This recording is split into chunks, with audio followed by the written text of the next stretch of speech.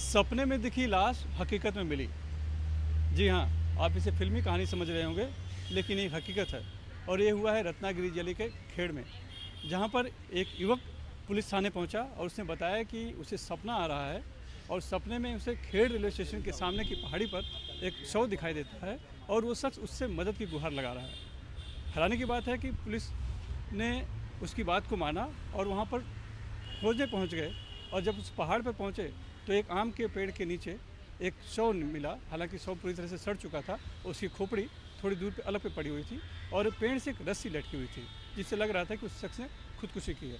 लेकिन वो शख्स कौन है और उस शख्स का, उस लाश का इस व्यक्ति से, युवक से क्या संबंध है जो उसे सपने में दिखाई पड़ रहा था, ये बड़े रहस्य की बात है, जिसकी कि अब पुलिस जांच करने की कोशिश में जुटी हुई है। पहले वो उसकी शिनाख्त कर जा रही है। अब पता चल रहा है कि वो जो युवक है उसका नाम निकित आर्या है और वो रहने वाला सिंधुदुर्ग जिले का है, सावंतवाड़ी का। तो वो उसे खेड़ का सपना क्यों दिखाई पड़ा, ये अभी तक रहस्य है, गुत्थी बनी हुई है।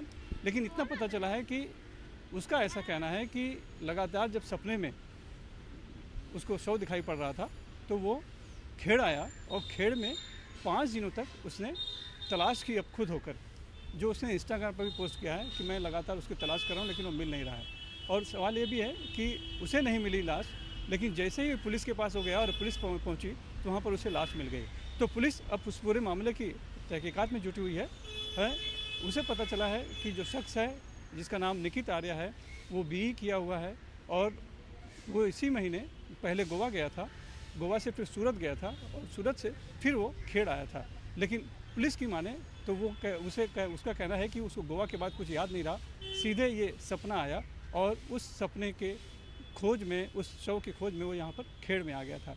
तो ये सवाल बना हुआ है कि शव तो मिला, यानी एक कहीं ना कहीं या तो एक्सीडेंटल मौत जैसा कि खुदकुशी लग रहा है या फिर हत्या हुई होगी, लेकिन उस शव का इस युवक के सपने से क्या कनेक्शन है, उस शव का इस युवक से क्या कनेक्शन है, ये जांच का विषय है और रहस्य बना हुआ है और पुलिस इस गुत्थी को सुलझाने की कोशिश में जुटी हुई है।